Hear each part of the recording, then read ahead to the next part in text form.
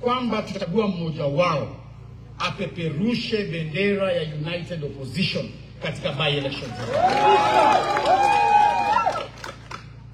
Na baada ya kukaa chini tuliona kwamba ndugu yangu Panyako tumefanya ile scientific research, tukapata kwamba ndugu yetu Panyako ako juu kidogo,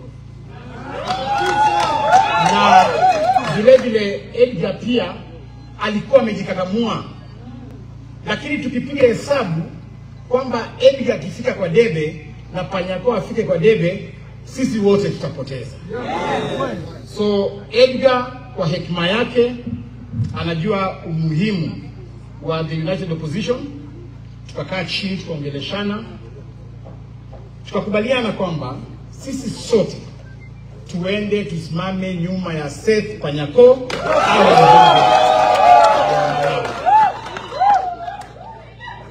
Jambo la pili, vile tulikaa chini kama chama, tukasema hatutaki tupoteze kwamba huyu Edgar pia ni kijana, anataka pia yeye aongoze siku moja, na itakuwa vibaya sana kama sisi ndio tutamkataza kusimama kura na labda bahati yake ilikuwa imefika. Niliongea na Edgar, akaniambia yeye alikuwa na tamani sana kurepresent watu wa Kabarasi katika bunge ya kitaifa.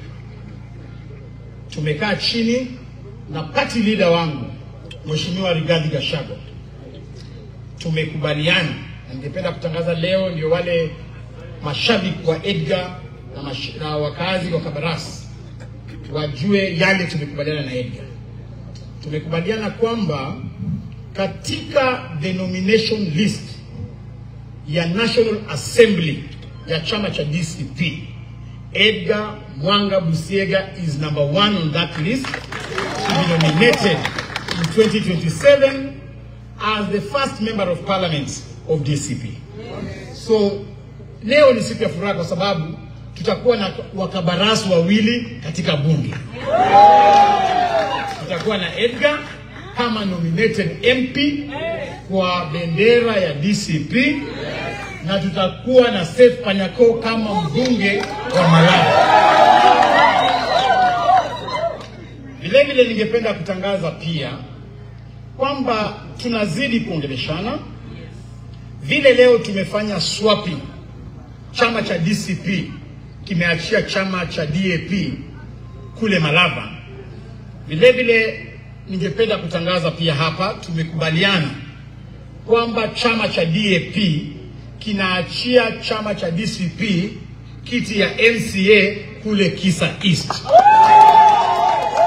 So ni mandugu tunafanya pamoja kwamba kule Kisa East sasa candidate wetu anaitwa Aduda. Ako wapi Okwiri Aduda? Ako hapa.